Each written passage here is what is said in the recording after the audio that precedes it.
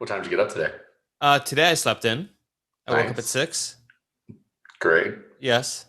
Yes. Tomorrow will be the same. Tuesday, I'm got nothing to do Tuesday. I got to edit this podcast Well, you'll Tuesday. probably watch like Zack Snyder in black and white or something. Actually, I was thinking about doing Oh my God. that. Just stop. Just stop watching it. It's so bad. Why would you watch this? It's not horrible. It.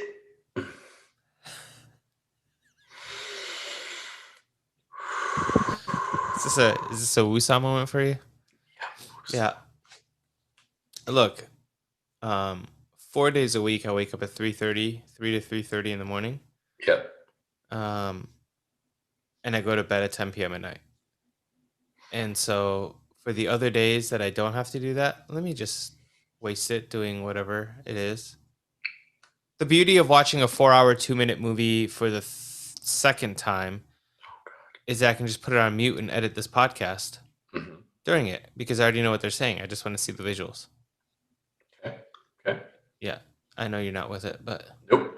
um, I don't know. Maybe I can just make a meme of myself and then sell it as an NFT for $735,000, and then this podcast we can just say we became almost millionaires off of an NFT. Amir, king of Ethereum. There we go. You never know what could happen.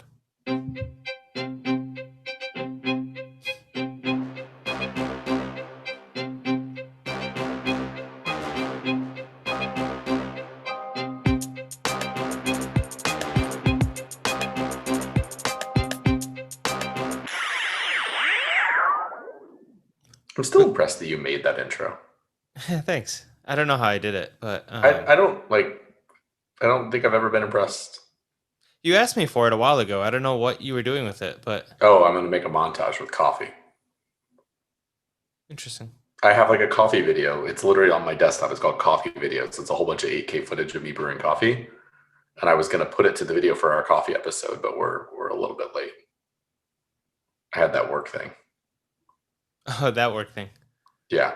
Yeah. I didn't get rich off Bitcoin, so I've got to go to work. You know, with all the different names for crypto, I think Baruzian could be a good crypto name. Oh yeah, totally. We could pull this off. No one would be able to spell it. It'd be great. But nobody can spell Ethereum either, so I mean, That's true. I can't spell Ethereum. that works. But that's a great segue to kind of lead into what we're going to talk about today, right, John? Are we really going to talk about crypto? Kind of. We're going I to mean, I really, said it as a joke last week. but you said it, I did. and now it's on the interwebs, There's and our there, 17 listeners heard you say it, and they expect us to elaborate. there's a No podcast I joke. listen to Yep. called Star Wars Minute, and when people introduce themselves, they'll say like they're from a funny named website Hmm. because the person that's on the podcast will buy the website every time someone says it. It's like a way to penalize them $9. Is that like kind of like how Greg bought our names and Yeah, domains? but Yeah. I didn't realize whatever I said on this website or on this podcast became real. So I on next week's legitimately podcast, got a Amir gives mess. me $1 million.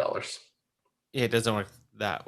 No, but well, maybe. I mean, if my NFT sells for a lot, I'll split the earnings with you. No, so I Let's legitimately talk got a crypto. message from a friend of mine who said NFTs because he was listening to our episode last week, and he texted me. He's like, "You guys going to talk about that next week?" Like he sounded. I mean, granted, I'm reading text messages in my own tone and how I feel like they're saying it, Sure. but he sounded really excited that we're going to talk about NFTs. And so here we are talking about fungibility or non-fungibility. And I still don't know what that means, but we're going to wait a minute and have you explain to us what that means because I sure as hell don't know. But what we're going to do, though, as we get ready for that, is kind of take a step backwards, right? Talk about cryptocurrencies and blockchains and what all this stuff means because at the end of the day, without crypto and blockchain, there's no NFT. So I kind of understand that part. So I'm going to kind of lead us through that very high level. And John, I'm going to turn it over to you after that so you can try to make this all make sense to me and our 17 listeners. Stress the word try. Try. Yeah. And Yeah. I think we have asterisk. to. Good. No, you go ahead. Well, I think there's a preliminary starting event that's important, which is we aren't financial advisors. We Don't trade any of this professionally. This is not advice. You shouldn't take anything we say as advice, and anything that we're about to say are just our own opinions. Very few of them are actually probably facts.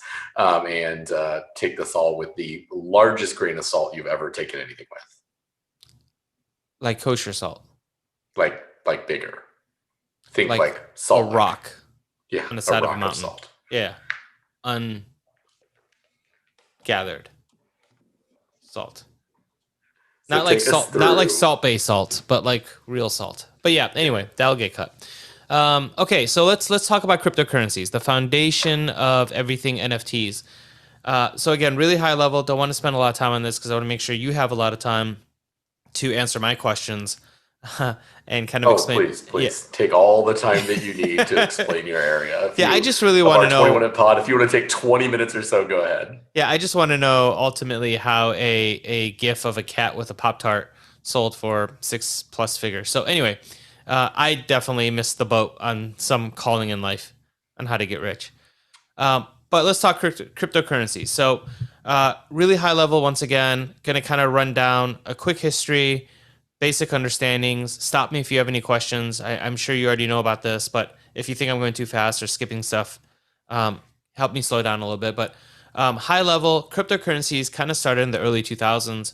There were some small brands and companies here and there, but it really didn't take off until 2008 when Bitcoin was started. And Bitcoin went public in 2009 on the foundation that there should be a decentralized, heavily secure, encrypted form of currency that is not controlled by governments or by countries, but is actually controlled and held by people. So what is a cryptocurrency? Essentially, just think of it as a decentralized, encrypted digital currency. There are over 500 different cryptocurrencies in the world today, but there's only a few really popular ones that we've heard of, like Bitcoin, Ethereum, Ripple, and Litecoin. So those are just some of the more popular ones, but Bitcoin and Ethereum obviously the most popular, and I think we'll talk about Ethereum quite a bit in this episode. But within cryptocurrency, it's based on three foundations: a blockchain, mining, and a digital wallet. Right? Yep. So let's talk about blockchain. You heard this term quite a bit if you at all turn on the television or read the news, because NFTs are everywhere. What is a blockchain? So think of it essentially as a public ledger where you can house transactions. So if you're buying or selling, kind of like your old checkbooks, if you're old enough to remember having a checkbook or a ledger, same kind of concept. So the transaction piece is the block. And as there are transactions that are conducted, they're chained together, hence a blockchain.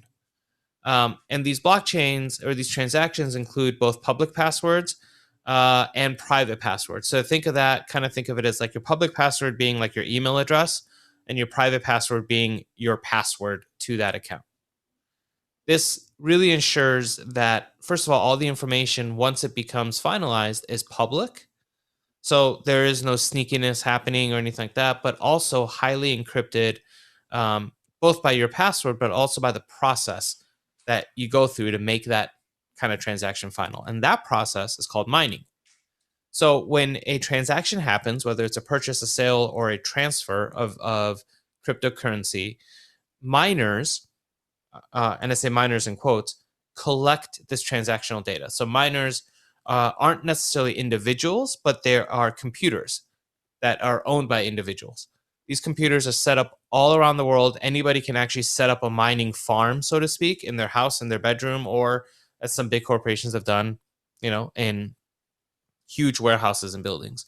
And Right. These computers work 24/7 to essentially solve puzzles. So anytime a transaction happens, there's a really serious complex of mathematical equations that have to get solved. And once these puzzles get solved, whoever solves them is the person that mined that transaction. Basically, figured out the solution, and at that point, they add it, they finalize it, and that record becomes public. As a reward, a miner gets paid. So that's the incentive for miners, for people to invest this time and money. They get paid back in cryptocurrency for their work. Now, as an owner, you own a digital wallet. So the third component, a digital wallet. And every cryptocurrency has its own digital wallet. But essentially, this wallet is how you would receive and conduct transactions and transfers. Okay. So you need all three. Um, Pretty good. Kind of makes sense so far. Yeah, yeah, I think you're pretty good. We'll catch into like the ledger and what that means and stuff when I get into NFTs. Yeah, sounds good. So that's pretty much a high level overview of how cryptocurrencies work. So a quick review: a blockchain is where transaction data is stored. Which wallets check ownership of that data, and how new crypto is created. Mining is one or more computers kind of cracking a cryptographic puzzle. Let's try saying that three times fast. To add a Good luck. transaction to the blockchain, right? And then when transactions are added to the public ledger or the blockchain, new coins are then created. Cool. So we got that. Now, what the hell is an NFT and how does this all connect together?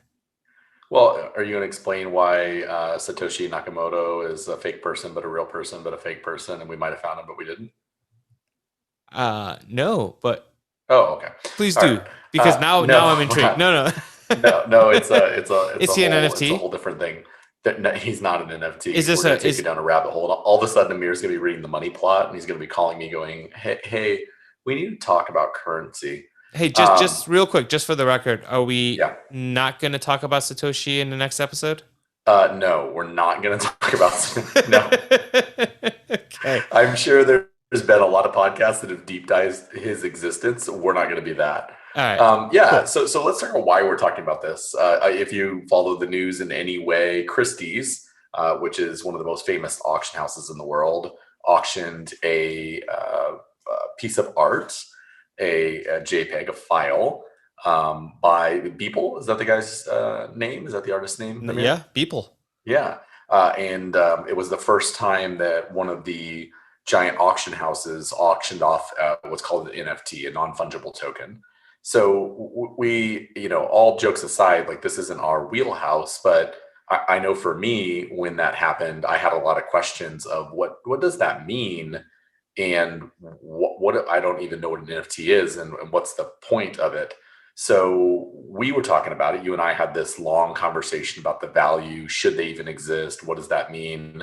Which we're going to go into in our 2 minute warning. But the starting point was just what in the heck does a non fungible token mean? So when you think about a Bitcoin, this idea of currency, a Bitcoin can be split in many different ways, right? So you might own a full Bitcoin, which has a value, and I have no idea what the value is today. It's But like 35K or something. yeah, Yeah. but you could split it because you may not have $35,000 to go buy one of these coins. So you could have a tenth of a Bitcoin or a millionth of a Bitcoin. That is because it's fungible. It can be split up. Non-fungible, it can't be split. It is an asset that is not divisible, right? So think of a ticket to a concert. You can't split the ticket. You can't have a tenth of a ticket to a concert. You have a ticket to a concert.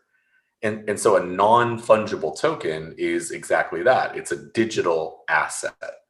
And so what started is of these different places, these houses where Bitcoin or cryptocurrencies exist, one of them, Ethereum, started to adapt to share this idea of a non-fungible token, which is think of the idea of owning a piece of art or what you would normally in real life has as a physical medium, but you have it in a digital form. So it's a really interesting concept because it touches on the line of digital scarcity. And if you think about, the way that things work in our world today, if you go back to how currency began, right? So what are the first forms of currency that you've ever heard of or thought of when you think of currency? How did currency begin in the world? I mean, I think of metals, I think of basic coins, I think of food or just assets, right? I'll trade you some wood for some fur. Exactly. So when you think about currency, the initial inception of currency is goods, like beans literally were traded for currency in Aztec culture. They were a basically an agreed upon value of an item. So these three beans equal this. The most basic in current modern form is cigarettes in prison, right? Cigarettes have a value in prison. The amount of cigarettes you can get is tradable, it's an asset, and it's worth something. Currency started in that way, and there's many different, you can deep dive on how currency began, but there's kind of a social construct around, we agree this bean is worth this much money, to me, this much value to me, I guess is the right way to say that. So then you fast forward to when we start using rare metals as currency. And the value of that currency was related to the amount of those metals that were in the currency, right? So if you go to the beginning times of this, a piece of gold, a gold doubloon, is worth more than a piece of silver, right? Because gold is worth more than silver. Well, that's not where we live at today, right? That's not the current state of currency. We live in a world where currency's value is kind of just agreed upon by us. We have all accepted that a dollar is a dollar is a dollar if you live in the United States, or a pound is a pound is a pound, right? And so it's interesting because they don't have a lot of intrinsic value. That piece of paper isn't actually worth anything. It's representative money, right? And so we as a society agree that there's value. And then you get into this whole idea of like fiat money and floating currency, this, does my dollar always worth a dollar, or does it change? Does a euro always worth the same relationship to a dollar, or does it change? And this becomes into the things like exchange rate. Well, this all is backed on this idea of centralized money. So these big giant banks across the world, you go all the way back to when Western Union did the first transfer of money via wire, right? A wire transfer. Mm-hmm. No money changed hands. No physical good changed anything. This was the first time in modern society that you went to your ledger, your balance sheet, and said minus 100. And this one over here went to theirs and said plus 100. And we all agreed that we're good.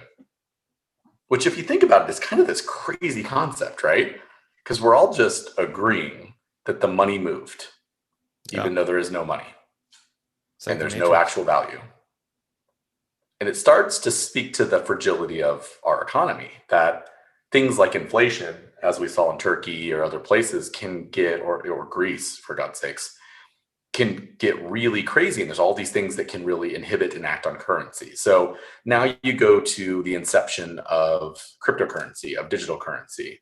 And the idea of the blockchain is that same ledger, right? That ledger of minus 100 plus 100 is a series of blocks, right? Or as you said, entries, right? A transaction is a block. Yep. But it's irrefutable. It doesn't change. Like, you can prove the blockchain out by looking at the historical chain, because it will always be the same. It's ever growing, right? Where when you think about modern currency, the way that we act, if you and I debit the same account at the exact same second, which one was the actual transaction? Which one goes first? How do you know? I don't. Right. Whatever the bank says, or who knows?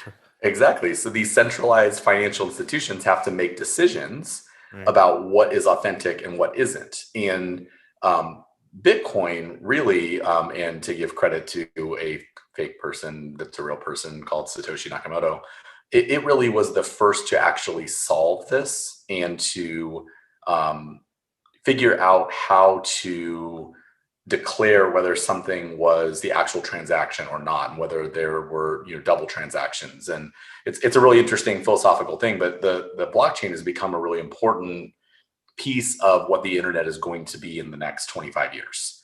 Because in its crypto form, we're talking about money, but there's many other ways that the blockchain becomes a source of truth to check against, to prove validity, right? To prove ID validity. If you think about kind of the insecurity of our social security numbers right now, right? If I get your social security number, I know where you live, I know your maiden name, and I know your birthday.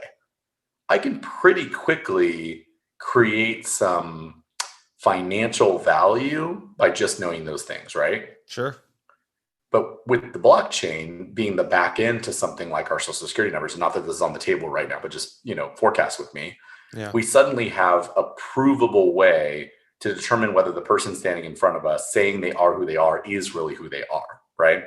So So, go ahead. no, so I can say so. I mean, it's very clear that the blockchain is not just something that is a temporary thing or a fad. And to your point, it's going to be the foundation for a lot of things going into the future, especially as our world continues to grow in a more and more digital format, right? Yep. So, uh, point number one, blockchain is not exclusive to cryptocurrency, and they're not one and the same. Nope. Point number two, blockchain is not a fad or a a a one hit wonder, so to speak. Right. So Yeah. if the blockchain is the foundation, cryptocurrency, or if the blockchain was a musical group, cryptocurrency was its first hit. NFTs are potentially its second hit, right? First album, second Yep. album. Okay. I'm going to go with this metaphor. Sure. Right? I mean, it's gonna be a thing, right? So I still don't understand what the hell an NFT is. Okay, we're going to go there. Okay, Okay, so I great. needed you to get the blockchain because I think that knowing it's the backbone of all of this is really important. So, okay, Right. so we know that the blockchain can prove ownership of something. In the case of cryptocurrency, it proves that you, Amir, really do own this Bitcoin. You really Right. do own this bit of money, right? So the next idea is, well, what if you could own other things provable by the blockchain? So if you go today to Christie's and you bid on a piece of art, right? Mm-hmm. So Andy Warhol made this piece of art and Amir is going to go bid on it and you give it $1 million. Okay. Christie's has a ledger that says Amir owns this Andy Warhol now, right? Right. And I have the You hang it. physical painting in my hands. I come home, I hang it up in my wall. Right behind me. Right over Yep. there. Exactly. It's right behind you. Totally, Yeah. you all can see it. It's right there. It's a Yeah. multi-million-dollar piece of art right behind the Nike box. Right. So I go to a website and I have a print made of that Andy Warhol. Okay. And I put it up on my wall. And a poster. Yeah. Yeah. Well, I say that's the original Andy Warhol. And you say, no, that's the original Andy Warhol. How do we know who's telling the truth? Well, you had a print made. How do you know that? They look the same. Yours is a print too, by the way. It was printed. I mean, I guess we could call Christie's and find out. Right, because they're the ledger of record. So Christie's becomes more than just a place that you bought it from. Mm-hmm. They become the ledger. They become the proof of ownership that your Andy Warhol is worth $55 million and mine is worth 55 cents. Okay. Without that proof, without that ledger, we both have a replica of the exact same item, and there's no way to actually know which is the real item or the fake item. Now, if you think about this in collectible worlds, this happens with shoes, this happens with dolls, this happens with magic cards, this happens with many sports cards, right? Sports cards are at an all-time peak right now. Memorabilia as well, yeah. Exactly. So an NFT is the same idea. Okay. You own a thing, but we can prove through the blockchain that you're the actual owner of that thing. Okay. So there's a couple of different assets that have become popular, right? It started with the CryptoPunks, which are these little kind of 8-bit looking pieces of artistry. I think there were, I can't remember. It's a ton of them that were made, like 15,000 of them. And when you buy it, you know, people will use them like as their avatar, they'll use them as their logo on something. You own that asset, right? It's yours. But back to what I said when I started, this is digital scarcity, because if I made 50 CDs and Amir owns one, well, then you own one of 50 things. Right. But as soon as we went to digital music, there's no scarcity. I can replicate this thing infinitely, right? Sure. So then is there actual value to owning something that could be replicated infinitely? And so when people posted this piece of art, they were JPEGs that he actually posted on his website every single day during the pandemic. Then he put all 365 together and said, you now own this. Right. Now, ownership doesn't imply that you can use it and go show it off and make money from it. Like, you're just the legal owner of that JPEG. Everyone else can have a copy. They can have their Warhol, but you're the one that owns the real copy. That's how an NFT works. And it could mean that, but a lot of that comes down to the contractual terms of the ownership, right? So there could be a contract that says, hey, you can't make money off of this. There's another one that says, go willy nilly, do whatever you want to do. It doesn't matter. You own it now. Exactly. So the Okay. NBA is one of the first major organizations to capitalize on this idea with NBA Top Shot. So think of what you get when you buy a basketball card, right? You buy a pack of cards that there is a certain level of scarcity to, Right. and they become valuable because people want to collect and own them. Intrinsically, they don't have any value. They're a piece of paper that a machine made and they could have made 50 million copies. They just chose to make less, Sure. right? That's all fake. Like the scarcity is not real. Let me rephrase that. I mean, it's tangible, but it doesn't come from anything other than a decision a human made. Well, this idea of NBA Top Shot is, let's say there's that cool clip of, Dwayne Wade throws the ball up and LeBron dunks it, right? Right. You, Amir, could buy that clip. It's yours. You own it. Other people have it. It's on their computers. They can download it. They can view it. They can go to YouTube. They can see it. But when you check the ledger of record, that clip is owned by Amir. And the way that the NBA is doing that is by selling packs, right, Hmm. of clips or moments. And it's really interesting to me because not only are they selling them, like I was on their website earlier today, and the pack comes with one rare all-star event and 6 base events. It costs $229 and they're sold out. Yeah. So one thing that's really interesting to me with, and I understand your comparison, and I think you've done a really good job, at least for me, in helping me make sense of the whole thing. But like a pack of baseball cards used to cost $5, Yep. $3, maybe $10, depending on whatever. But a pack of NBA highlights is $200. So Sure. it what is driving the price? Is it the fact that it can be replicated so much that actually makes it worth more to own the original? Or is it the hype behind it? Because right now NFTs are all the craze. And ultimately, is there sustainability to this, you know, this cost analysis behind these products? Because look, like buying somebody's first tweet for, $300,000 is a little ridiculous, or buying the ownership of a meme for, was it $6 million or something, is silly. Yeah.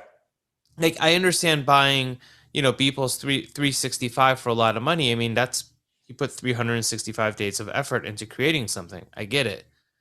But like I just downloaded an app on my phone the other day that helps me create NFTs and post them online and potentially make money off of them. Like Yeah.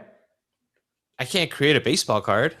I mean, I could Well, if I sure you had. can. I mean, I could, but I'd have to have all this licensing and there's a lot. It feels like there's like everything digital these days, right? I mean, look at us. We started doing Right. this a year ago because we literally had nothing to do in COVID, and the cost of entry, if you take away the equipment, is what, $15 a month, and whatever we decide to spend on a microphone and some gear.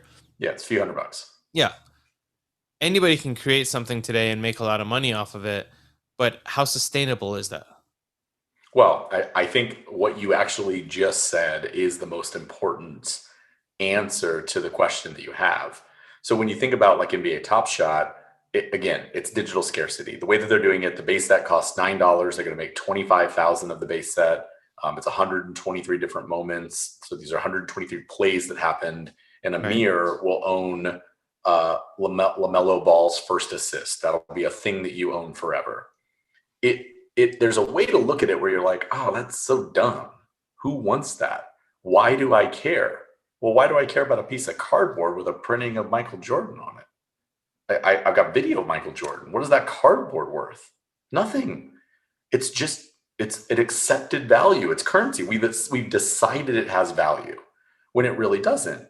And this is the thing that's really interesting about the internet is the democratization of things like a podcast. If you go back 40 years ago and you and I wanted to have this podcast, obviously there's no podcast, but we Right. would be on the radio, which means we'd have to license airwaves. We would have to have a studio. We would have to have editors. We would have to have the skills necessary to record it and the permission to Right. broadcast it. And then we would be seeking people to listen and then trying to get advertising to pay for that listenership, right? Sure. But the internet says, hey, there's no scarcity of airwaves. So everyone make one and let the best content win. And the truth is, what we're doing is the same as you on an NFT. Anyone can make an NFT, anyone can make a digital asset, right? But if you're a crappy artist, no one's going to buy it. If you're unimportant or uninteresting, then it has no value. If our podcast never becomes good, no one will listen. It only becomes valuable when we do it really well, right? So it is truly a meritocracy, no different than the rest of the world. Anyone can go out on the street and draw plenty of pictures. And in fact, many of the artists that you'd find when you're walking through Hawaii are, I don't like, they draw things that would rival what a artist that we would look at as a hero would draw, right? Mm-hmm. But they've never been discovered. Right. Or, Yeah. it's a weird thing about art and the value of objects, because how do you quantify something like that? Why is a Picasso worth what it's worth and Lily's drawing of a star isn't? Well, and that's a very good point. And I think where I really Picasso actually started, gets struck down for that one. where I mean Picasso. I'm not saying my daughter's the next Picasso, but she's She pretty might smart. be. She might be. Yeah. Shout out to Lily. NFT that. But no, what I'm saying is like, okay, so I understand two different like concepts to this, right? Or Right. I guess explanations to this. I get the from the one aspect, I get the artist in a digital world being able to supply ownership to their work and have people purchase it. So where 50 years, 100 Yep. years ago, if you want to buy a piece of art, it was something that was handmade, hand drawn, or painted or whatever, right? Printed. And now you're physically buying this piece of art. In today's world where everything is digital, we put a lot of emphasis as a society on this is handmade, right? Because we assume it's machine made and it's not as handmade has a special place. Digital is really the next evolution, and we have hundreds and thousands and millions of artists who create digital content, whether they're a musician or a movie star or a painter or whatnot. And now this is a platform for them to be able to sell their product, right? To Yep. direct to consumer versus say to a studio or a label or something that does it. So I understand that piece. I think the hard part for me to initially understand, and I'm getting a better sense of it now, is um, and it's all personal as I reflect. It's putting value to things that I never thought should have or would have value. If you made a digital piece of art, I get the creativity behind that and I see the value behind that. Buying a tweet, there's no creativity behind that. It's just your words, right? But somebody somewhere finds value in that. And they probably won't find value in what you said as much as who you are and what context that Sure. message was in.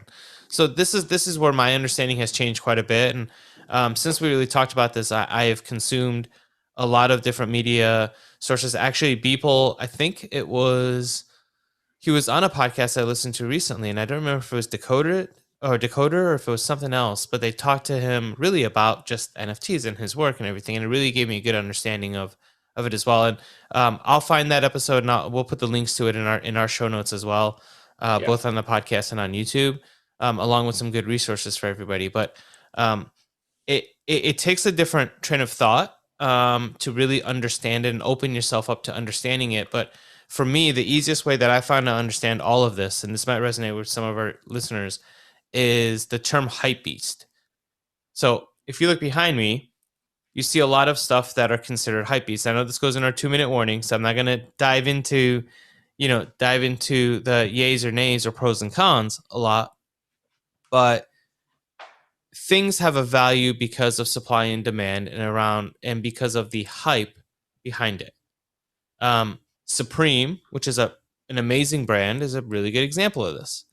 They've done a really good job of creating very limited edition products and creating so much buzz around it that people flock at the opportunity to buy Oreos for $200 a pack, right? Yep. Which, by the way, you either have to eat or you don't. If you eat them, you just ate the money. If you don't, they rot away and turn into nothing and you've lost your money. So it's like, Pretty dumb.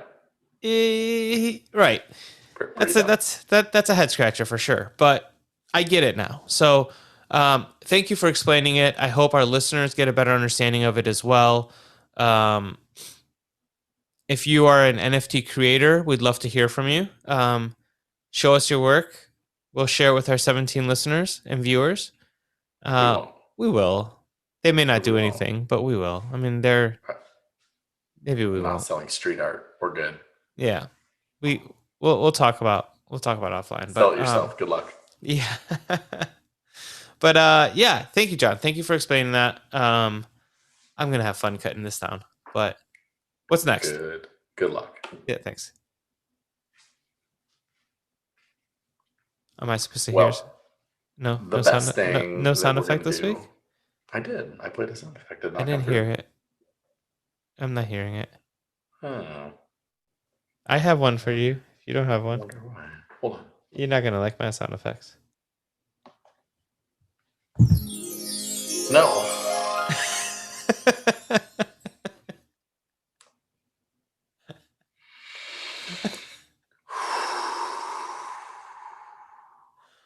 Woosa. Our 2-minute warning this week is about collectibles in general. So the question I have today is, are collectibles stupid? Would you like to go first? I don't collect anything, so I have no opinion. Yeah, I'll go first. I need a telestrator to start Yeah, no. circling shoes. You're just gonna circle my entire background? Yep. Yeah, no. So I will go first. And do I think collectibles are stupid? Yes. Do I collect stuff? Absolutely. And here's why. Look, collecting items has existed for as long as I think humanity has existed and currency has existed. We could look at what's behind me. I'm a shoe collector. I'm a collector of cause figurines. I could look at your house and you might be a collector of paintings and portraits. My mom is a collector of antiques. People collect stuff. People love the sense of ownership. What it really comes down to is what is the money you're investing going to have a payoff in the future, or are you just collecting because you love the product? I'm a little bit of both. I think they both have value. I enjoy what I collect, so I find value in it for myself. But I'd be lying if I said I also don't collect for the sake of being able to turn that into a profit down the road. Otherwise, like, I don't understand paying $3 million for a meme or for a painting by Picasso. I don't find value in that. Some other people will, but either way, if we don't collect, we're not really human. The root of this question is that when we discussed this in our pre-show, Amir said owning things digitally is dumb because it's not worth anything. And I pointed to his dolls behind him as a proof that collecting things aren't worth anything, because those to me have no value. Collecting is stupid. I'm going to take that position. I do it. I have things that I collect. Pete McKinnon's Pirate Life, but it isn't valuable, and it's an important thing I try to remind myself, because I am easy to get caught up in the hype beast. I'm easy to get caught up in wanting a pair of shoes or wanting a thing or owning a particular card, but there is no actual intrinsic value to that. It's a dollar. A dollar is worth nothing. It's the thing I'm going to get from that dollar that has value. And if that's not time or something to do with my family, it probably doesn't really have any value to me. And collecting is the same thing. It's just an asset. It's a thing. It's a thing you stick in the corner. Maybe it's worth something in life. Maybe it's not. Hopefully, it makes you happy. If you're collecting things that don't make you happy, you should really get rid of those. Right. But yeah, my point is collecting is dumb. And I continue to do it because, to your point, we're all humans and many of us do. But one of us collects things, and you, my friend, are a hoarder.